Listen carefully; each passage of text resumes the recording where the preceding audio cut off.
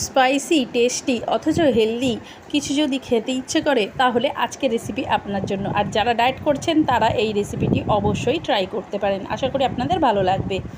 Boneless চিকেনের মধ্যে আদা রসুন বাটা, কাঁচা লঙ্কা, পুদিনা পাতা, ধনে পাতা বাটা, ফ্যাটানো টক দই, অরিগ্যানো, গোলমরিচ গুঁড়ো, চিলি ফ্লেক্স, গরম মশলার গুঁড়ো, সামান্য লঙ্কার গুঁড়ো আর লবণ, সমস্ত মশলা দিয়ে ভালোভাবে ম্যারিনেট করে আমি রেখে দেবো আধ ঘন্টা পর তাওয়া গরম হলে সামান্য তেল দিয়ে আমি এই চিকেনের টুকরোগুলো একটা একটা করে দিয়ে দেবো। দিয়ে এক পিঠ পুরোপুরি ভাজা হয়ে গেলে তারপরে অন্য পিঠটাও উল্টে দেবো, দিয়ে ভালোভাবে এপিট ওপিট করে ভেজে দেবো।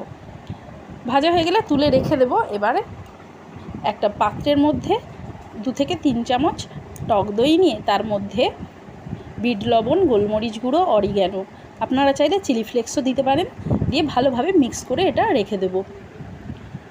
এবারে ভেজে রাখা চিকেনের মধ্যে কুচনো শসা, কুচনো পেঁয়াজ, কুচনো টমেটো আর ধনেপাতা কুচি সমস্তটা দিয়ে তার উপরে দিয়ে দেবো ফ্যাটানো টক দই, দিয়ে ভালোভাবে মিক্স করে নেবো। আপনারা যদি ঝাল খেতে চান তাহলে কুচনো কাঁচা লঙ্কাও দিতে পারেন।